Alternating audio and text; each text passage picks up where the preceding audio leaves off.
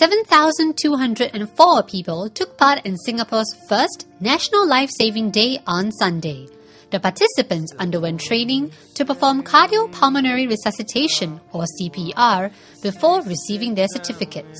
The world record for Singapore was broken as the mass event saw the largest number of persons trained and certified as CPR providers at a single event, which was organized to equip more Singaporeans with this life-saving skill. So why is being CPR trained so important? Every year in Singapore, there are about 1,400 persons who collapse out of hospital. Of these, only about 2 to 3% survive.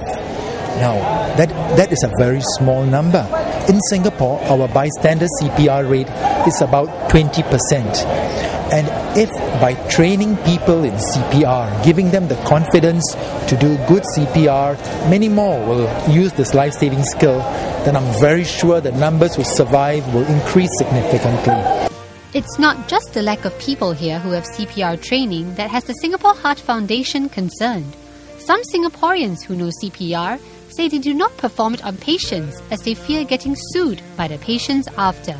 However, Dr. Terence Chua, chairman of the Singapore Heart Foundation, reassured that this concern was unfounded. My understanding is that, in fact, the legal system looks very kindly in favor of people who try to help other people. And in any case, you think of it this way: if you did not help the person and he's got cardiac arrest, the chance of survival is only 3%.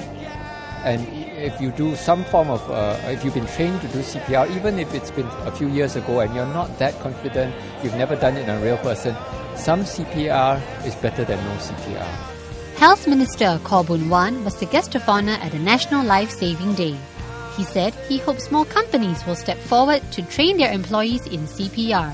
Employers, I think, is a whole gamut of things.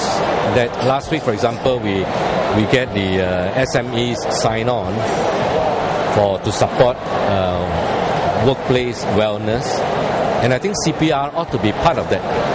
So you encourage screening, encourage lifestyle changes, and also teach CPR skills. We are subsidizing SMEs, companies to organize those programs, and we provide the know-how. All we need is for them to come forward. After a person has suffered cardiac arrest, CPR can help keep oxygenated blood circulating in his body, preventing brain and organ damage.